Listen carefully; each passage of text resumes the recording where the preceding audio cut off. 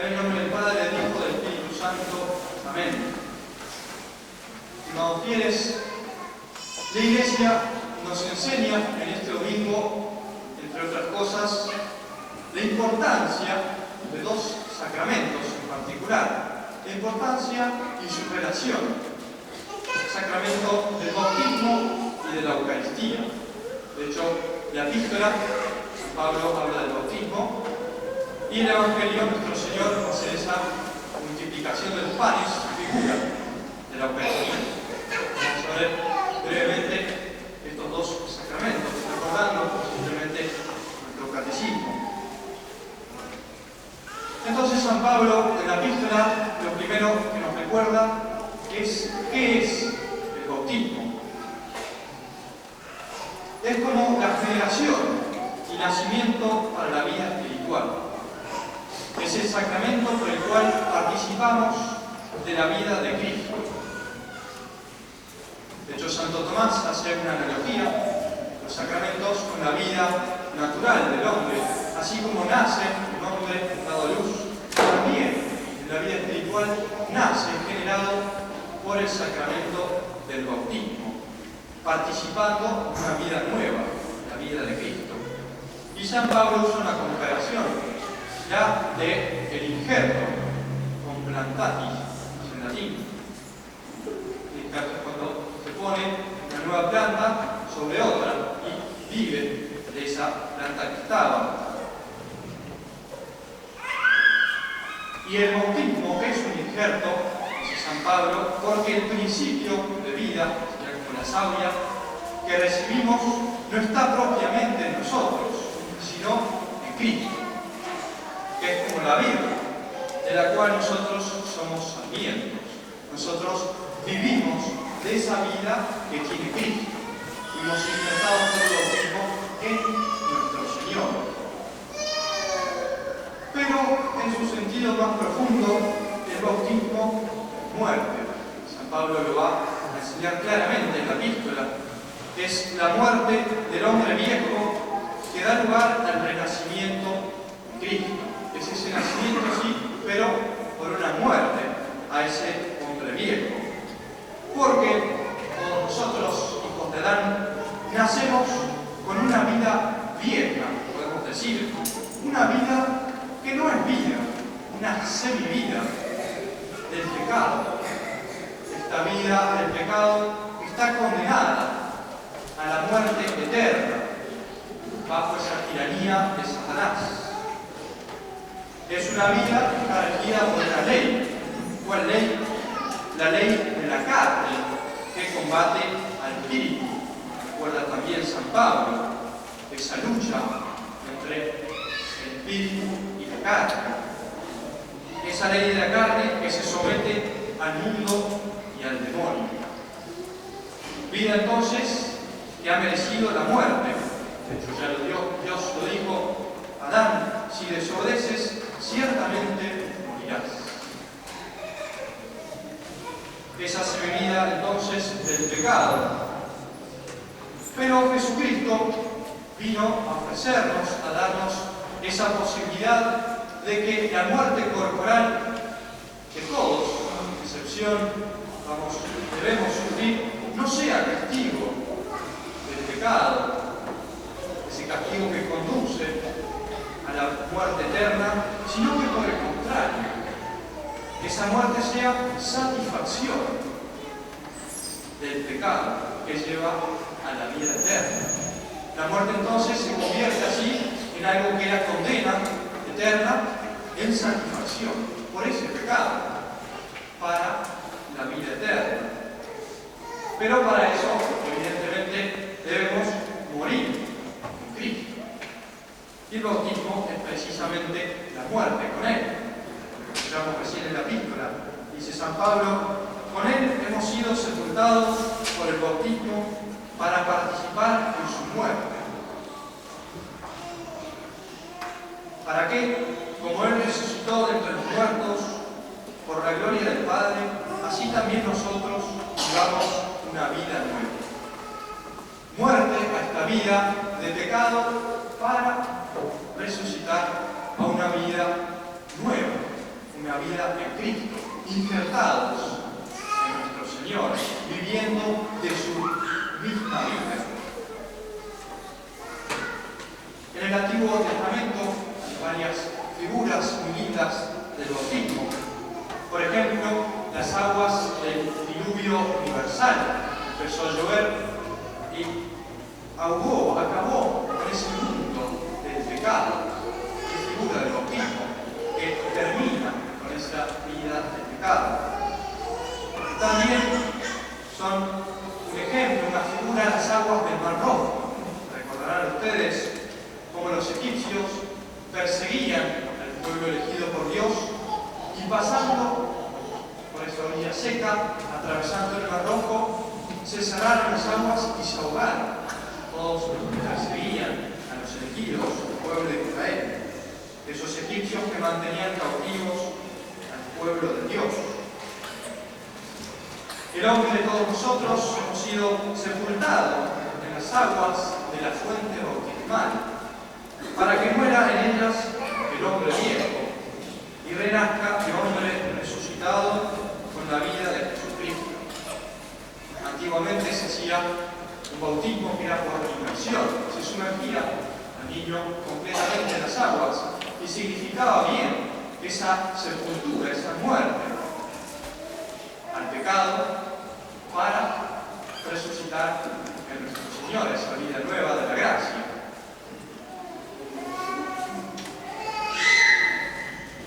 Pero los efectos últimos del bautismo se van a dar recién en la resurrección gloriosa. Ya quisiéramos que el bautismo nos deje sin heridas, perfectos. Eso va a ser recién en el cielo, en la resurrección al final de nuestra vida. Y para alcanzarla, a esa resurrección gloriosa, debemos terminar de morir al hombre viejo, que es difícil de matar. No solamente con esas disposiciones internas, espirituales, que sí quiero morir realmente a ese hombre viejo, sino también de nuestra carne, que sigue como contaminada por las reliquias del pecado. Nuestra carne sigue con esos como despojos, con esos residuos del pecado. Este proceso, podemos decir, también estuvo figurado en el pueblo de Israel, porque, si bien es verdad, pasaron por el Mar Rojo, muriendo en ese mar, los enemigos exteriores guardaron en su corazón esa nostalgia, esas cebollas de Egipto, que bien estaban allá, estaban esclavizados. Y no pudieron entrar ese pueblo elegido en la tierra prometida hasta que no murió el último de toda esa generación. Figura entonces de esa lucha. Muere, sí, esos enemigos exteriores, pero nos quedan esas heridas. Y Dios en su sabiduría lo quiso. Quiso que quede eso para nuestra lucha contra el enemigo del alma, los enemigos del alma, para que merezcamos esa tierra prometida del cielo. Así nosotros no terminamos de morir con Cristo hasta que morimos del todo. Y lo sabemos bien por experiencia propia. Después de tanto tiempo seguimos teniendo esas faltas, esas caídas, para luchar justamente en ellas y santificarnos. El bautismo entonces, la Eucaristía es como un complemento del bautismo, un complemento necesario del bautismo. Es como su fin. El bautismo se ordena a la Eucaristía. ¿Por qué? Porque, si bien el fin propio del bautismo es esa muerte, como decía, del hombre viejo, pero inicia el bautismo, empieza la vida de la gracia. Pero eso es efecto propio de la Eucaristía. Esa vida nueva, comenzada en el bautismo, es efecto de la Eucaristía. Esa es la relación profunda de estos dos sacramentos.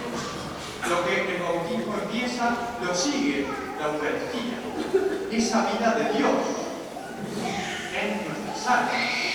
La vida divina, empezada en el bautismo, pero que se mantiene, se fortalece por el sacramento de la Eucaristía.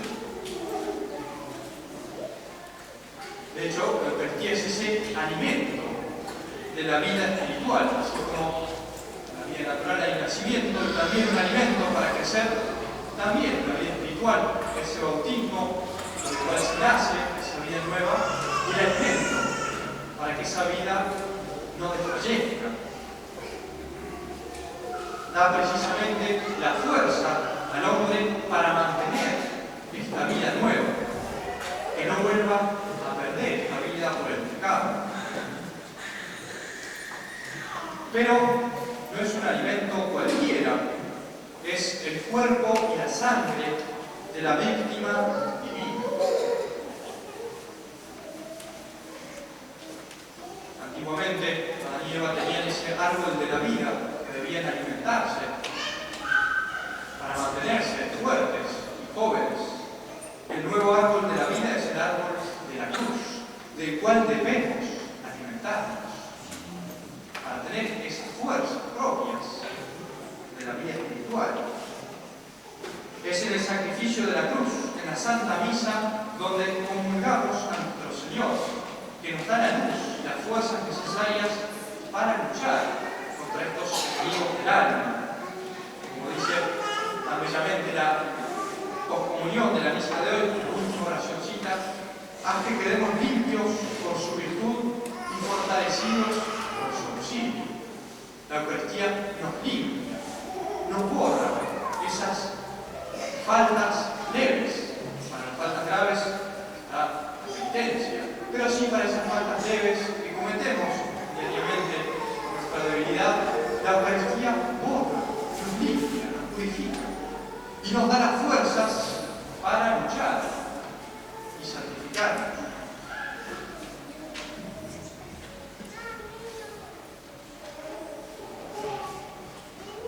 El milagro que nuestro Señor hace en el Evangelio de hoy es precisamente uno de los efectos de la Eucaristía.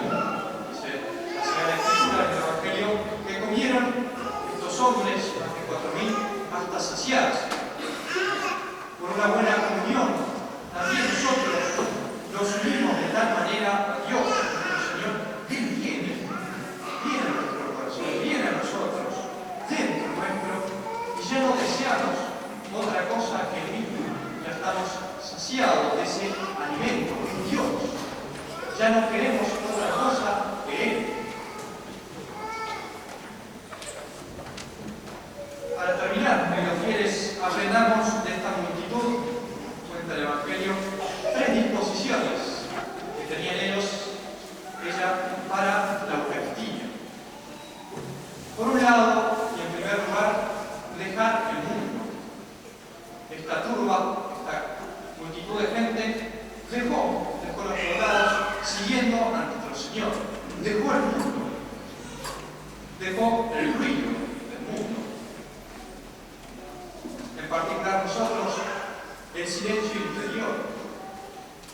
Porque el mundo lo podemos bien criticar afuera, pero muchas veces lo llevamos dentro nuestro o en el bolsillo. Silencio interior. Prepararse bien para comunicar, dejar todo, estar a solas con nuestro Señor, hacer una buena comunión, pedir esa gracia. Dejar el mundo, como hizo esta multitud, siguiendo a nuestro Señor. Segunda disposición. Esta gente seguía a nuestro Señor. Lo buscaba, lo dejó por 3 días. Deseando ir a Él, quería estar con Él. Le daba a Jesús ese alimento de la palabra de Dios. Importante pedir el deseo, tener ese deseo de buscar a nuestro Señor. Si no lo tenemos, pedir, desear ir a nuestro Señor. Dejar el mundo entonces, guardarnos, recogernos en ese silencio interior, buscando a nuestro Señor, deseando estar con Él y con perseverancia. En tercer lugar, hace 3 días se le sigue esta multitud a nuestro Señor, casi sin darse cuenta. De hecho, Jesús dice, si los dejo irse, van a desfallecer en el camino. No se dieron cuenta que, siguiendo a nuestro Señor, se quedaban sin comida.